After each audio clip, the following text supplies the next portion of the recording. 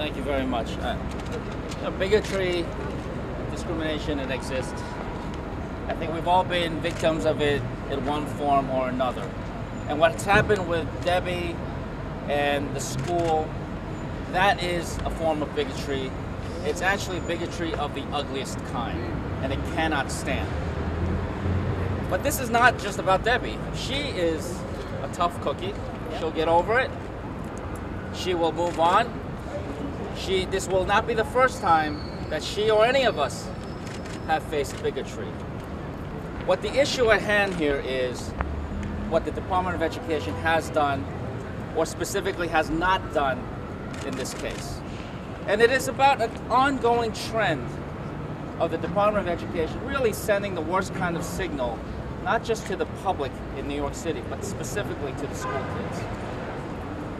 For a number of years at Lafayette High School, Asian American students were harassed, bullied, and discriminated against by other students. It was not the Department of Education's doing, but it was their inaction at that school that led to more and more bullying and harassment of students at that school, Lafayette High School. In the case of the Sikh student who was attacked in a Queens high school this past May, that Sikh student kept complaining to the Department of Education. Was it the principal? Was it the teachers at that school? Was it the officials at the Department of Education who were harassing that Sikh student? No, it was other students. But the inaction of the Department of Education led to, ultimately, to a physical attack of the worst way against that Sikh student. You know, when I was in elementary school, I got a lot of, people giving me anti-Asian epithets, to my whole class passing me rice during lunchtime because that's what I ate. And there was one time I complained to my teacher. And he said, look, live with it. Kids are gonna be kids. And that stuck with me my entire life. Now, what the Department of Education has allowed to happen to Debbie, whether they are guilty directly or not, they are at fault. For not saying anything this past month, they're sending the worst kind of message to New Yorkers and to all school kids, that they will buckle under the slightest pressure. And so what they need to do is send the right message and set an example for our school kids in New York. Think about it.